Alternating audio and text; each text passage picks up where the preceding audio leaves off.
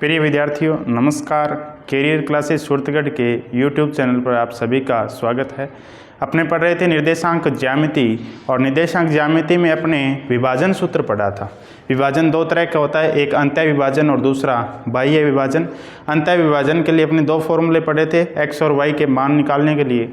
x का formula था m1 x2 plus में m2 x1 upon m1 plus में m2 और y का फॉर्मूला था m1 y2 प्लस में m2 y1 upon m1 plus में m2 और दो क्वेश्चन किए थे।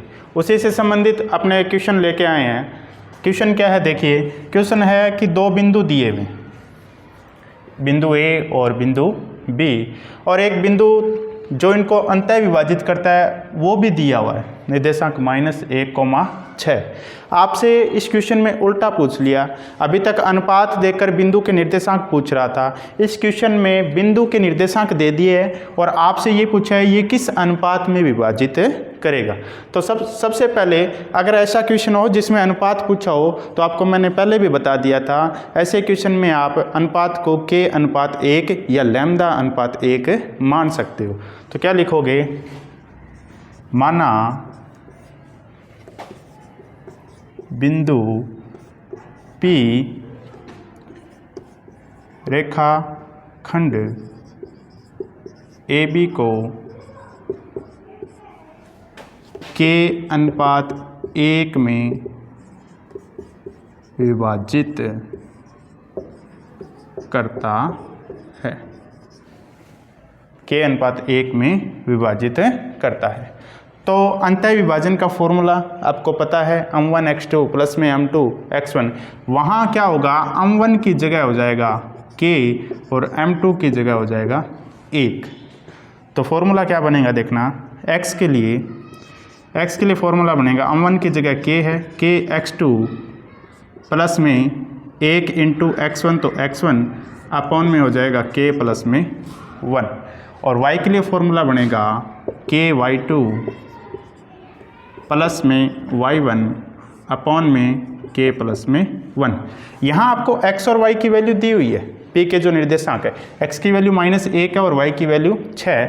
आपसे k पूछा है तो किसी एक निर्देशांक की वैल्यू रख लो, एक फॉर्मूला लगा दीजिए, कोई एक x वाला लगा दीजिए। x की वैल्यू कितनी है -1, k की वैल्यू आपको ज्ञात करनी है। x2 है कितना, दूसरा जो निर्देशांक दिया हुआ है उसका जो x निर्देशांक होता है वो x2 होता है, कितना है 6, तो k इंटू 6 प्लस में x1 कितना है -3 अपॉन में हो जाएगा k प्लस में 1।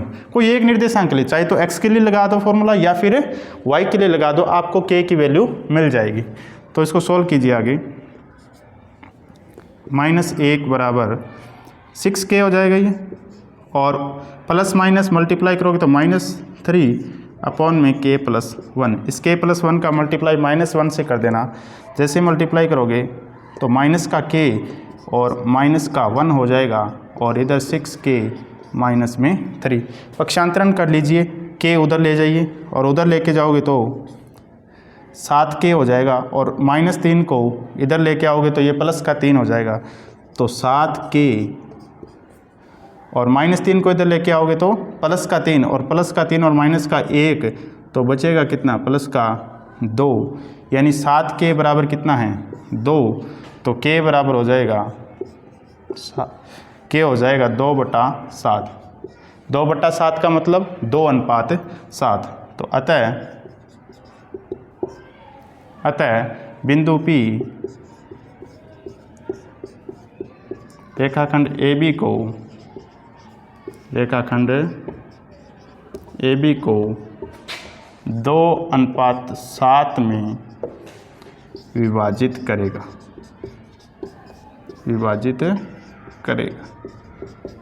यहाँ देखिए 2:7 का मतलब क्या है, मतलब इस रेखाखंड के 9 भागों में बांट लिया, इस रेखाखंड को 9 भागों में बांट लिया और 2 भाग तो इधर रह गए और जो बचे हुए 7 भाग है वो इधर है। अनुपात का यही मतलब होता है। तो इसका स्क्रीनशॉट ले लीजिए और देखना, हल करते समय इतना ही ध्यान रखना है, अगर निर्देशांक दिए और अनुपात पूछिए तो किसी एक को सोल्व कर सकते हो, चाहे तो x को सोल्व करो और चाहे y को। मैंने y का फॉर्मूला नहीं लगाया, क्यों? क्योंकि उसकी ज़रूरत ही नहीं। आप x से सीधे ही के की वैल्यू निकाल सकते हो। तो के आएगा 2/7 और अंत में आपको लिखना है कि ये 2:7 में विभाजित करेगा। तो स्क्रीनशॉट ले लो इसका।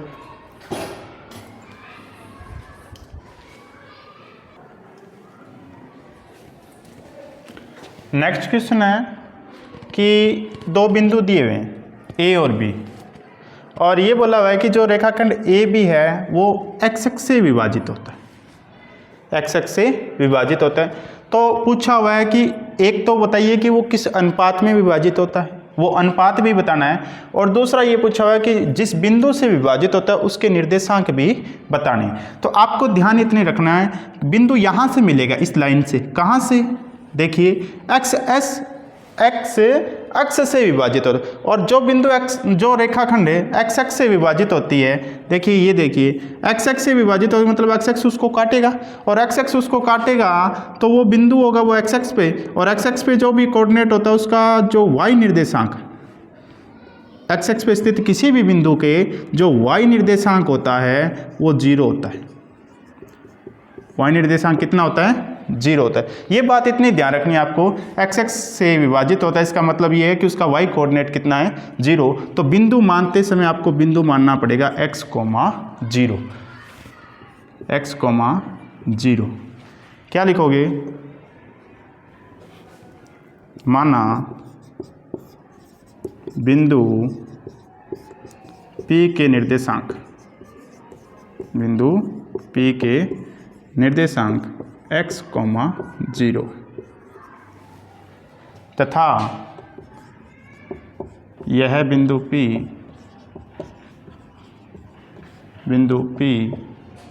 रेखाखंड AB को k/1 में विभाजित करता है। ये बात आपको माननी पड़ेगी। एक तो इसका अनुपात मानना पड़ेगा और दूसरा इसके निर्देश। फॉर्मूला लगाते समय आपको ध्यान ये रखना है कि आपको फॉर्मूला वाई कोऑर्डिनेट के लिए लगाना है, जिससे कि आपको आसानी से मान मिल जाएंगे। तो वाई कोऑर्डिनेट के लिए फॉर्मूला कैसे लगाते हो? y बराबर m2 या m1 से स्टार्ट कर सकते हो आप, m1 y2 प्लस में m2 y1 अपॉन में m1 प्लस में m2। यहाँ m1 और m2 की जगह आपने क्या माना? k/1। तो m1 है वो k है और m2 की जगह है 1 और y की जगह है 0। y की जगह क्या है? 0, क्योंकि ये निर्देशांक कितना माना आपने? 0 तो माना है, दूसरा जो बिंदु 0 माना है। तो क्या लिखोगे? 0 बराबर m1 की जगह k आ गया, y2 है जी 5, k × 5 प्लस में m1 की जगह m2 की जगह 1 आ जाएगा और इंटू y1 है वो कितना है? -5 अपॉन में k+1। आगे देखिए 0, k+1 का 0 से मल्टीप्लाई होगा तो 0 बन जाएगा और ये मल्टीप्लाई होगा तो 5k और ये -5 पक्षांतरण कर दो। पक्षांतरण करोगे तो 5k बराबर 5, तो यहाँ से k की वैल्यू मिल जाएगी 5/5 यानी 1। k बराबर कितना आ जाएगा? 1 आ जाएगा। तो k बराबर 1 है तो अनुपात कितना हो जाएगा? 1/1। तो 1 तो मिल गया आपको आंसर। अतः अनुपात 1/1 होगा, 1/1 होगा। और अगर अब अनुपात मिल गया है तो जो P के निर्देशांक है वो भी लिख सकते हैं। इसका y निर्देशांक तो 0 है, x निर्देशांक लिखने के लिए जो फॉर्मूला आप अंतःविभाजन में यूज करते हो, P के निर्देशांक अनुपात कितना है? 1/1। m1 और m2 की वैल्यू 1 हो जाएगी। फॉर्मूला क्या बनता है? x बराबर m1 x2 प्लस में m2 x1 अपॉन में m1 प्लस में m2। m1 और m2 की जगह 1 हो जाएगा, वो तो x की वैल्यू कैसे मिलेगी? x की वैल्यू हो जाएगी x2 है कितना? -4 प्लस में x1 है प्लस का 1 और m1 प्लस m2 यानी कितना हो जाएगा 1 प्लस में 1 हो जाएगा, तो x हो जाएगा माइनस का 4 और प्लस का 1 यानी माइनस का 3 और बटा 2। क्या लिखोगे? अतः बिंदु P के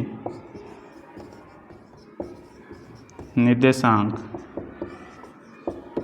-3/2,0 होंगे। दोबारा देखिए इस क्वेश्चन को, परीक्षा की दृष्टि से काफ़ी इंपॉर्टेंट क्वेश्चन है, आ सकता है बोर्ड परीक्षा में।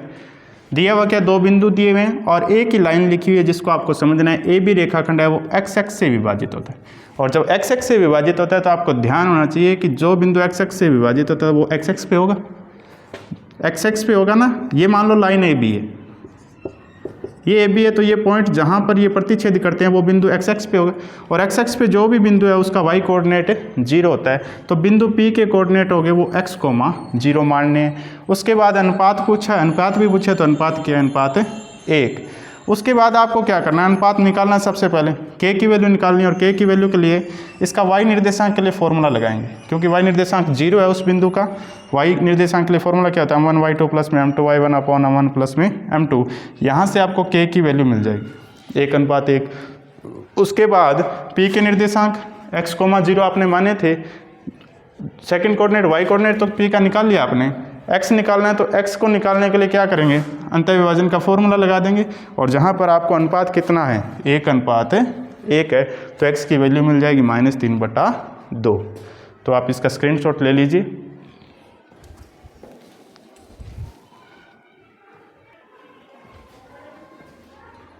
नेक्स्ट क्वेश्चन 6 नंबर क्वेश्चन आपके सामने। 6 नंबर क्वेश्चन में क्या दिया हुआ है कि 4 शीर्ष दे दिए ए बी सी और डी, और ये कह दिया कि ये इसी क्रम में एक समांतर चतुर्भुज के शीर्ष हो। तो आप यहाँ पर जो मान निर्देशांक में नहीं दिए हुए, जैसे बी बिंदु का वाई निर्देशांक नहीं दिया और सी बिंदु का एक्स निर्देशांक नहीं दिया हुआ है, इनके मान आपसे पूछे। देखो समांतर चतुर्भुज में आप जानते हो कि समांतर चतुर्भुज की जो विकर्ण होती है वो परस्पर समद्विभाजित होती है, परस्पर समद्विभाजित। और समद्विभाजित का मतलब ये विकर्ण जहाँ पर प्रतिच्छेद करती है वो बिंदु क्या होता है, इन विकर्णों का मध्य बिंदु होता है, इन विकर्णों का मध्य बिंदु। तो ई बिंदु है वो ए सी विकर्ण है, इसका मध्य बिंदु है, और जो बी डी विकर्ण है इसका भी मध्य बिंदु है। अगर ये मध्य बिंदु है तो यहाँ पर एक ही कंसेप्ट अपने पास, मध्य बिंदु के निर्देशांक के फॉर्मूले लगा देंगे। ठीक है, तो सबसे पहले क्या लिखोगे, ए बी सी डी क्रम में हो गए तो निर्देशांक मान लेना, माना बिंदु ए 1,2, बी 4,y, सी x, 6 तथा डी 3,5। इन बिंदुओं को आपको मानना है ए बी सी डी। ठीक है, उसके बाद देखिए चूंकि बिंदु ई विकर्ण ए सी का मध्य बिंदु, ए सी का मध्य बिंदु है, मध्य बिंदु है तो इसके निर्देशांक आपको मानने पड़ेंगे। क्या माना जाए, x1 और x2, और x1 x2 ना मानकर x1 y1 x dash y dash आप मान लीजिए। माना E के निर्देशांक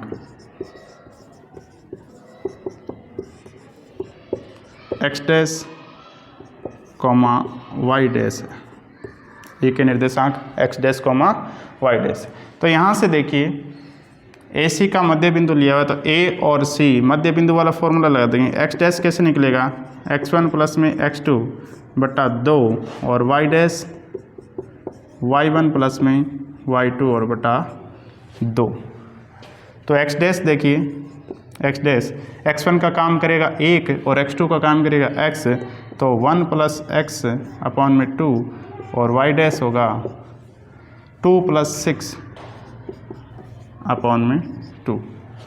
तो x डैश एक बार पुनः लिख दीजिए, x प्लस 1 बटा 2, और 6 और 2 8 बटा 2 करोगे तो 4, y डैश कितना होगा 4। तो E के निर्देशांक कितने आ जाएंगे, x प्लस 1 y2 और वाई डैश आ जाएगा 4। इसी प्रकार देखिए इसका दूसरा पार्ट, ये ई है वो विकर्ण बी डी का मध्य बिंदु, तो क्या लगाओगे, क्योंकि ई विकर्ण बी डी का मध्य बिंदु भी है, का मध्य बिंदु भी है। तो मध्य बिंदु के निर्देशांक अब बी डी के लिए लगा देंगे। बी डी के लिए कितना होगा, 3 + 4 और बटा 2 और वाई डैश हो जाएगा 5 + वाई और बटा में 2, 4 और 3 7, 7 बटा 2 और वाई डैश को लिखेंगे तो वाई + 5 बटा 2। यहाँ देखिए ये भी एक्स डैश वाई डैश का मान है और ये भी एक्स डैश और वाई डैश का मान है, तो क्या करेंगे, इन दोनों मानों को आपस में तुलना कर देंगे। तुलना करोगे तो वह वाई डैश के मानों की तुलना करने तो x + 1/2 वो 7/2 के बराबर होगा, x + 1/2 बराबर 7/2 और y + 5/2 वो है 4 के बराबर होगा, y + 5/2 वो 4 के बराबर होगा। तो यहाँ से x की वैल्यू निकालेंगे, देखिए 2 से 2 गया तो x + 1 बराबर 7 है, तो x बराबर हो जाएगा 7 - 1 और 7 - 1 करोगे तो x की वैल्यू कितनी मिलेगी, 6 और y की वैल्यू 2 से मल्टीप्लाई कर दो उधर, y + 5 बराबर 4 को 2 से गुणा करोगे तो 8 और तो y बराबर हो जाएगा 8 - 5 और 8 में से 5 गया तो कितना बचा 3, तो x की वैल्यू आई 6 और y की वैल्यू आई 3। x की 6 आएगी और y की 3 आएगी, तो x और y की वैल्यू पूछी हुई है। दोबारा देखिए इस क्वेश्चन क्या दिया, 4 शीर्ष दिए हुए वो एक क्रम में दिए हुए और आपसे ये पूछा कि शीर्षों में क्या कर दिया, ये बिंदु गायब कर दिया x और y। देखिए आपको ये प्रॉपर्टी ध्यान होना चाहिए कि समांतर चतुर्भुज के जो विकर्ण होते हैं वो परस्पर समद्विभाजित होते हैं, यानी प्रतिच्छेद बिंदु पर 2 हिस्सों में बांटते हैं विकर्ण को। तो ये एक तरह से मध्य बिंदु ही हो गया, और मध्य बिंदु हो गया तो मध्य बिंदु का कंसेप्ट लगा देंगे, पहले विकर्ण AC के लिए लगा देंगे और फिर विकर्ण BD के लिए लगा देंगे। बाद में x डैश और y डैश के मानों की तुलना करेंगे तो वहाँ से आपको x और y की वैल्यू मिल जाएगी। तो स्क्रीनशॉट ले लीजिए इसका।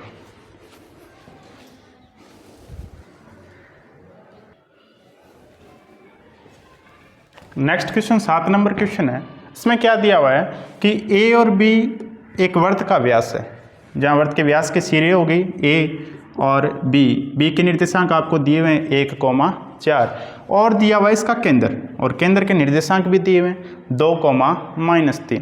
तो आपसे A के निर्देशांक पूछे हुए हैं, A के निर्देशांक। देखिए इस चीज़ से पहले आपको ये पता होना चाहिए कि वर्त का केंद्र है वो व्यास के सिरों के साथ कैसे संबंधित होता है। तो आपको बता दूं, जो केंद्र होता है, वर्त का जो केंद्र होता है वो एक तरह से वर्त के व्यास के सिरों का मध्य बिंदु है, व्यास के सिरों का मध्य बिंदु है। तो सॉल्व करने के लिए अपने क्या करेंगे, मध्य बिंदु का कंसेप्ट लगाएंगे, और उससे पहले आपको पता होना चाहिए A के निर्देशांक। तो A के निर्देशांक ही पूछा है, तो A के निर्देशांक पूछा है तो आपको मानने पड़ेंगे। तो सबसे पहले क्या करोगे, माना बिंदु A के निर्देशांक,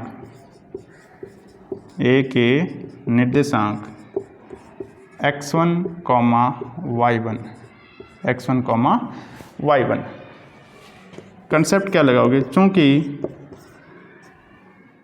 बिंदु C वर्त का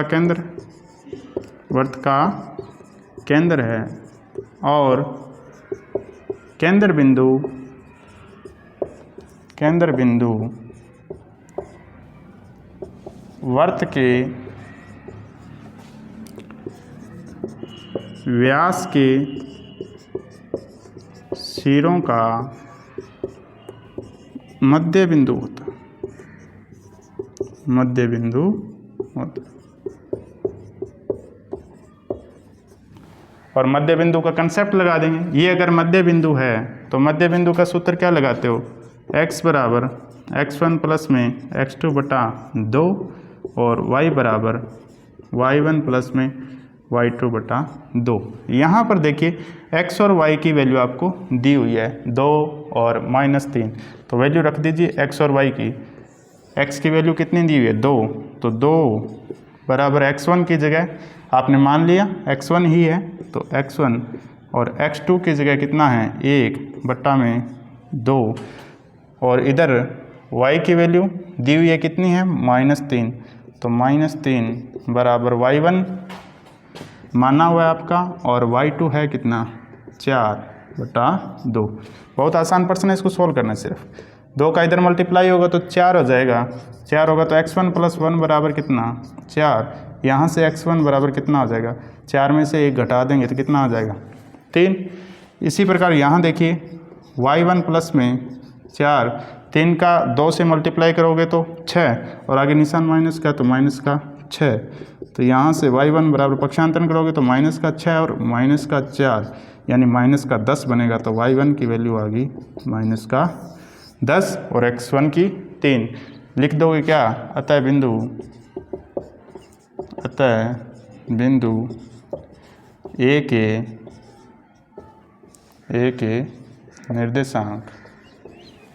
निर्देशांक 3, -10 होंगे, 3, -10 होंगे। दोबारा देख लीजिए इस क्वेश्चन को, बहुत ही आसान क्वेश्चन है। एक बिंदु इसने गायब कर दिया, मध्य बिंदु दे दिया और बी बिंदु के निर्देशांक लगा दिए। मध्य बिंदु का कंसेप्ट लगा दो, पता होना चाहिए वृत्त का जो केंद्र होता है वो व्यास के सिरों का मध्य बिंदु होता है। तो इसका स्क्रीनशॉट ले लीजिए।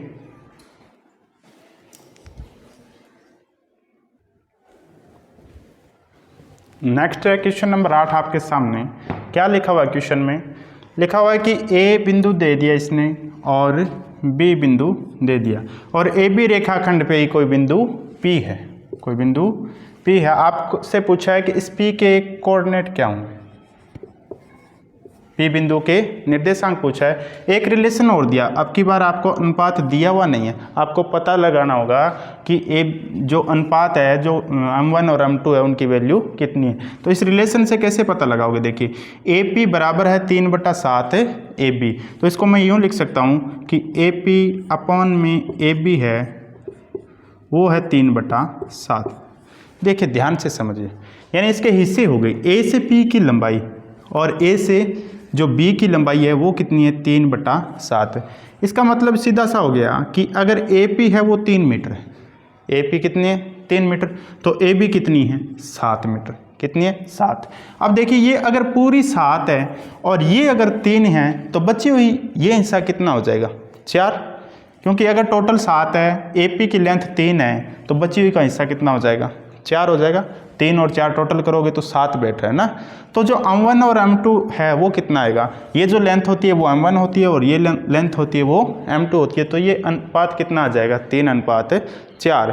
और सोल्व कैसे करोगे, तरीका क्या है, तरीका ये है कि आप AP लेंथ को यहाँ से BP लेंथ लिख दीजिए, B से या P से जो B की लंबाई है वो देखिए, P से B की लंबाई है वो कैसे आएगी, A से B जो लेंथ है उसमें से A से P घटा दीजिए। A से B जो लंबाई है, पूरी लंबाई है, इसमें से अगर इतना हिस्सा घटा दोगे तो बचेगा कौन सा, यही तो बचेगा, P से लेकर B के बीच में इतना हिस्सा बचेगा। तो आप AB की जगह क्या लिख सकते हो, AB की जगह आप लिख सकते हो, BP फॉर्म में चेंज करना है AB को, तो AB में से क्या करना है, AB में से अगर AP घटा देंगे तो वो PB की लेंथ है आ जाएगी। तो AB लेंथ आपके रिलेशन सीधा सा यही है कि AB बराबर है वो AP A से P और प्लस में P से B, प्लस में P से B। अगर ये दोनों जोड़ दें तो वो AB लेंथ के बराबर है। तो इसमें रख दीजिए AP अपॉन में AB की जगह क्या लिख दोगे, AP और PB, AP प्लस में PB, ये दिया हुआ कितना है 3/7। ये आपको कन्वर्ट करना है, AB लेंथ है उसको 2 टुकड़ों में तोड़ दीजिए, A से P और P से B। अब क्या करेंगे, वज्र गुणा कर दीजिए, 7AP बराबर हो जाएगा 3AP प्लस में 3 पी बी। इधर ले आइए, इधर ले क्या होगी तो क्या हो जाएगा, 7 में से 3 गया तो 4 ए पी बराबर हो जाएगा 3 पी बी। यहाँ से आपको ए पी और पी बी का अनुपात पता चल जाएगा, कितना होगा, ए पी अपॉन में पी बी हो जाएगा 3/4, 3/4। यानी ये जो अनुपात होगा M1 और M2 की वैल्यू वो कितनी होगी, M1 होगा वो 3 होगा और M2 होगा वो 4। M1 है अनुपात M1 बराबर हो गया 3 और M2 बराबर हो गया 4, यानी ये 3:4 में विभाजन है। तो P के निर्देशांक कैसे निकालेंगे, x निर्देशांक का फॉर्मूला M1 x2 प्लस में M2 x1 upon M1 plus में M2। M1 की वैल्यू 3 है और x2 का काम यहाँ कौन करेगा, 2, तो 3 गुणा 2। M2 की वैल्यू यहाँ 4 है और x1 की वैल्यू -2, 4 × -2 अपॉन में M1 प्लस M2 करोगे 3 और 4 7 हो जाएगा। x बराबर 3 2 प्लस का 6, 3 का 2 से मल्टीप्लाई करोगे तो 6 और 4 का 2 से मल्टीप्लाई करोगे तो 8 है, आगे माइनस का निशान है तो 6 - 8 बटा 4 और 3 7, यानी x की वैल्यू आएगी 6 में से 8 गया तो -2 और बट्टा में 7। इसी प्रकार आप y की वैल्यू निकालोगे। y निर्देशांक कैसे लिखते हो, M1 y2 प्लस में M2 y1 upon M1 plus में M2 y निर्देशांक। M1 की वैल्यू 3 है, M2 की वैल्यू 4, y1 है यहाँ पर -2 और y2 है -4, तो लगा दो फॉर्मूले में, मान रख दो 3 × -4 और प्लस में 4 × -2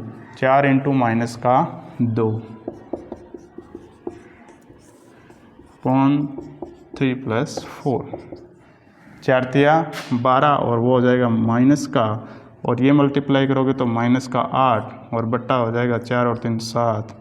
y की वैल्यू -12 और -8 जुड़कर -20 हो जाएगा और बट्टा 7। तो x की वैल्यू कितनी मिली, -2/7 और y की -20/7 लिख देना। अतः बिंदु P के निर्देशांक, अतः बिंदु P के निर्देशांक x निर्देशांक -2/7 और y निर्देशांक है -20/7 होंगे।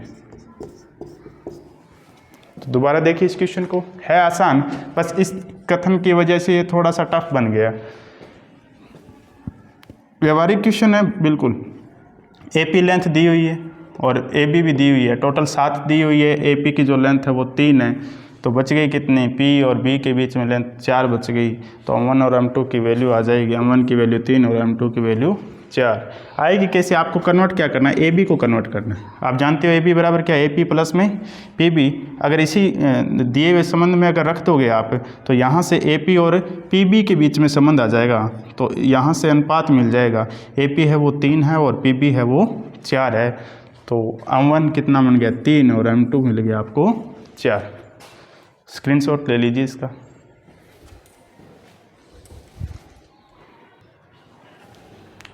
नेक्स्ट क्वेश्चन 9 नंबर क्वेश्चन आपके सामने लिखा हुआ है। क्वेश्चन ये है कि A और B के निर्देशांक दिए हुए हैं और आपसे ये पूछा है कि AB जो रेखाखंड है उसको 4 बराबर भागों में विभाजित करने वाले बिंदुओं के निर्देशांक बताइए। तो देखिए यहाँ पर 4 बराबर भागों में बांटना है तो कम से कम 3 बिंदु चाहिए।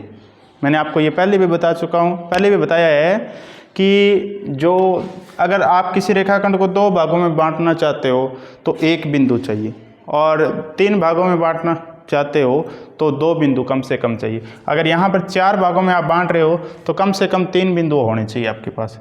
तो 3 बिंदु हो गए, तो मान लो ऐसे 3 हिस्से, ये देखिए, तो ये बिंदु C, ये बिंदु D और ये बिंदु हो गया E। अब देखिए ये 4 भागों में बंट गया, और 4 बराबर भागों में बांटने वाले बिंदु के निर्देशांक आपसे पूछे, तो सबसे पहले मैं इसके मान लेता हूँ। निर्देशांक X dash Y dash, X dash और वाई डैश। तो सबसे पहले आपको निर्देशांक मानने हैं। माना बिंदु डी के निर्देशांक X dash comma Y dash,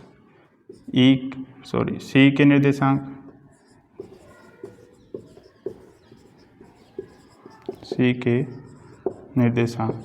x double dash Y double dash. इसी प्रकार ई के निर्देशांक एक्स ट्रिपल डैश और वाई ट्रिपल डैश। सी के निर्देशांक माने आपने एक्स डबल डैश और वाई डबल डैश, और ई के माने आपने एक्स ट्रिपल डैश और वाई भी ट्रिपल डैश। ठीक है, अब देखिए सबसे पहले कंसेप्ट क्या लगाना है आपको। कंसेप्ट ये लगाना है, देखिए यहाँ बराबर हिस्से हो रहे हैं 4, तो इस बिंदु के पास आइए, डी बिंदु के पास। डी बिंदु के पास आप देखोगे कि 2 हिस्से इधर रह गए और 2 हिस्से इधर रह गए, यानी जो डी बिंदु है वो क्या हो गया, ए बी रेखाखंड का मध्य बिंदु हो गया। तो चूंकि बिंदु डी रेखाखंड ए बी का मध्य बिंदु होगा, मध्य बिंदु होगा। मध्य बिंदु होगा तो मध्य बिंदु के निर्देशांक के फॉर्मूले आप यहाँ लगा सकते हो। तो एक्स डैश कैसे मिलेगा, एक्स डैश मिलेगा x1 प्लस में x2 बटा 2, और y डैश मिलेगा y1 प्लस में y2 बटा 2। यहाँ y1 और x1 x2 और y1 y2 की वैल्यू a और b के निर्देशांक से आपको मिलेगी। तो x डैश कैसे मिलेगा, x1 प्लस x2, x1 है कितना -2 और x2 प्लस का 2, तो -2 प्लस का 2 बटा 2, और y डैश कैसे निकालेंगे, 2 प्लस में 8 और बटा में 2। यहाँ देखिए -2 और +2 कितना बन जाएगा, 0, और 0 बन जाएगा तो x डैश कितना मिल गया, 0 मिल गया। और y डैश 8 और 2 जोड़ोगे तो 10, और 10 बटा 2 करोगे तो कितना मिल जाएगा, 5, तो y डैश कितना मिल गया, 5। तो बिंदु के निर्देशांक आपको मिल गए, किसके, डी के। डी के निर्देशांक क्या आएंगे, डी के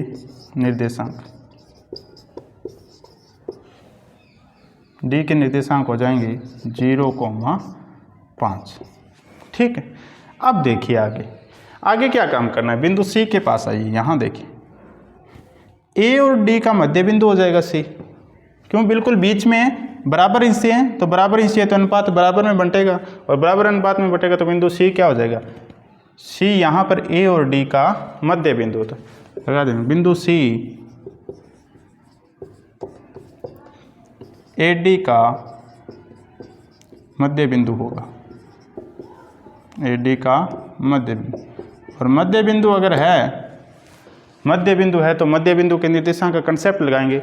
यहाँ ए के निर्देशांक आप लिख लेना -2,2, और डी के भी लिख लेना 0,5, क्यों कंफ्यूज हो जाओगे। जब भी मध्य बिंदु वाला फॉर्मूला लगाओगे आप, तो मध्य बिंदु के फॉर्मूले के टाइम आप कंफ्यूज हो जाओगे। कहीं x2 और y2 की वैल्यू ये मत उठा लेना, क्यों, x2 और y2 की वैल्यू ये तब उठाना है जब आप d के निर्देशांक निकाल रहे हो। जैसे आप c के निर्देशांक निकालो तो यहाँ x2 और y2 का काम कौन करेगी, ये जो d के निर्देशांक है वो करेंगे।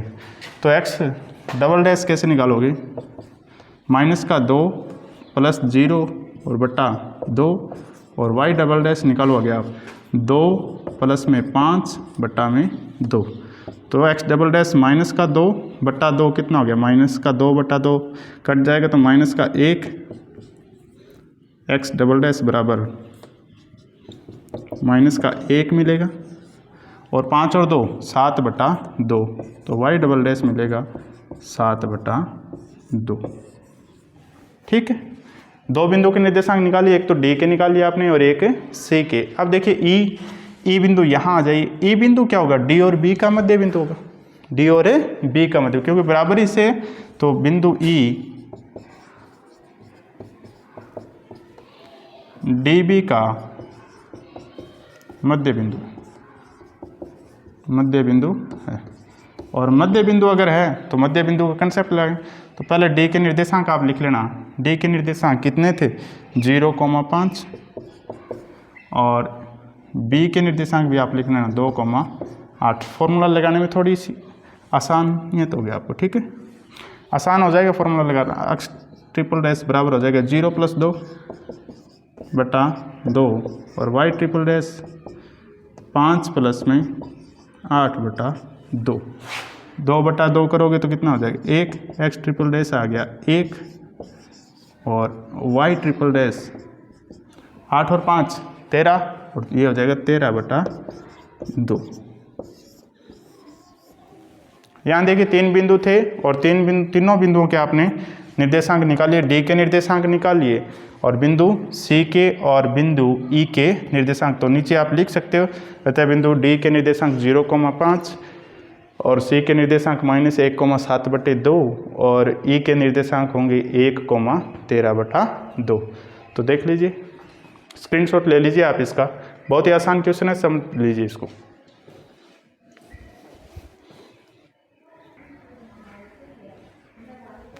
चैप्टर 7.2 का अंतिम क्वेश्चन 10 नंबर क्वेश्चन। देखिए इसमें क्या दिया हुआ है। 10 नंबर क्वेश्चन में आपको 4 निर्देशांक दे दिए और ये बता दिया कि ये चारों निर्देशांक है वो इसी क्रम में एक समचतुर्भुज के निर्देशांक है। तो आपसे इस समचतुर्भुज का क्षेत्रफल पूछा हुआ है। तो आपको पता होना चाहिए कि समचतुर्भुज का क्षेत्रफल फॉर्मूला क्या होता है। सबसे पहले फॉर्मूला समचतुर्भुज का क्षेत्रफल बराबर होता है 1/2 गुणा विकर्णों का गुणनफल। ठीक है, अब विकर्णों का गुणनफल पूछा है, मतलब विकर्ण पूछे हैं और विकर्ण कैसे निकालेंगे? शीर्ष दिए हुए तो इनके बीच की दूरी निकालेंगे तो विकर्ण की लंबाई आ जाएगी। सबसे पहले क्या ज्ञात करना है? विकर्ण AC की लंबाई, विकर्ण AC की लंबाई। और लंबाई निकालने के लिए आपको पता है दूरी सूत्र का यूज करेंगे और दूरी सूत्र का यूज करेंगे तो क्या होता है? दूरी सूत्र √ में x2 - x1 और प्लस में y2 - y1, √ में x2 - x1 का होल स्क्वायर और प्लस में y2 - y1 का होल स्क्वायर। तो x2 - x1 करोगे तो माइनस का 1 और इसी में से घटाना है 3 को तो -3 और उसका स्क्वायर और 4 - 0 का स्क्वायर। दूरी सूत्र आपको पता है, 2 बिंदु दिए हैं तो दूरी सूत्र लगा सकते हो आसानी से। √ में -3 और -1 -4 और उसका स्क्वायर और 4 का स्क्वायर करना इधर। -4 का स्क्वायर 16 और माइनस का स्क्वायर प्लस बनता है तो 16 और ये भी 4 का स्क्वायर 16 तो 16 प्लस में 16 यानी कितना हो जाएगा? √ में 32 इकाई। √ में 32 इकाई की विकर्ण AC की लंबाई आपको मिल गई। इसी प्रकार से विकर्ण BD की लंबाई, विकर्ण BD की लंबाई, इसी में भी दूरी सूत्र लगा देंगे और दूरी सूत्र लगाओगे तो क्या हो जाएगा? 4 - -2 और इसका होल स्क्वायर और प्लस में 5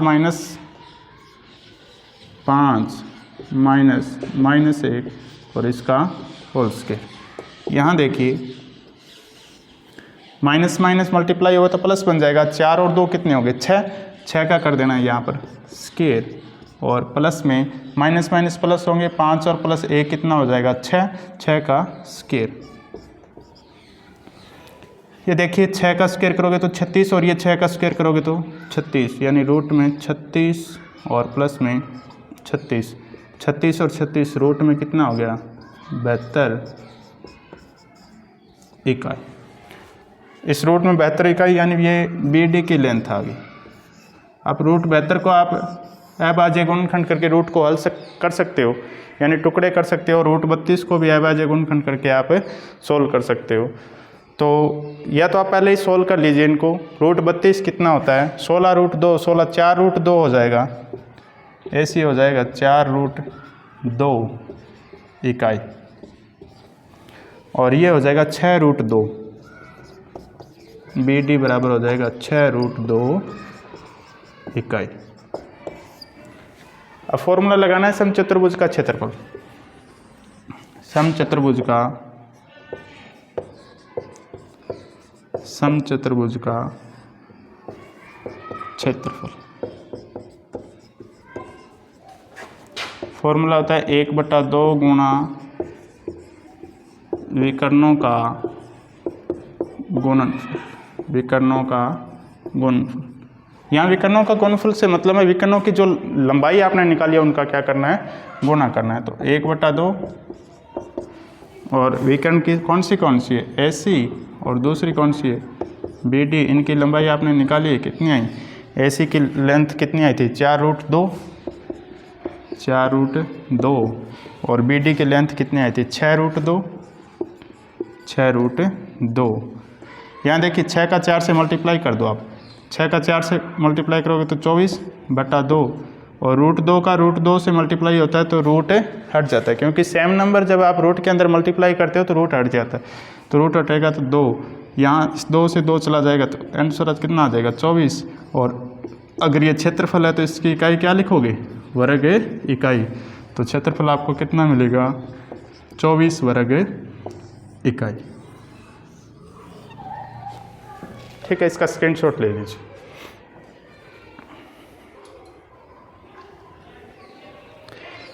तो देखिए आज अपने 7.2 के जितने भी क्वेश्चन थे वो अपने कर लिए। एक तो विभाजन सूत्र पर आधारित थे और दूसरे दूरी सूत्र पे भी एक क्वेश्चन अपने सामने आया, ये रहा चतुर्भुज का क्षेत्रफल ज्ञात करना। नेक्स्ट क्लास में अपने ज्ञात करेंगे त्रिभुज का क्षेत्रफल, और त्रिभुज के क्षेत्रफल सूत्र की सहायता है, आपको सूत्र याद करने का तरीका बताया जाएगा और उसी की सहायता से अपने त्रिभुज का क्षेत्रफल ज्ञात करेंगे। तो अपने वीडियो को शेयर करना है, लाइक करना है, और इसके नोट्स भी आपको बनाने हैं। जो 10th क्लास के बच्चे हैं वो इसको थोड़ा ध्यान से देखें, बोर्ड के लिए बहुत ही महत्वपूर्ण चैप्टर है। अच्छे नंबर आप ला सकते हो बोर्ड में अगर ये चैप्टर आपका कवर किया हुआ है तो धन्यवाद देखने के लिए।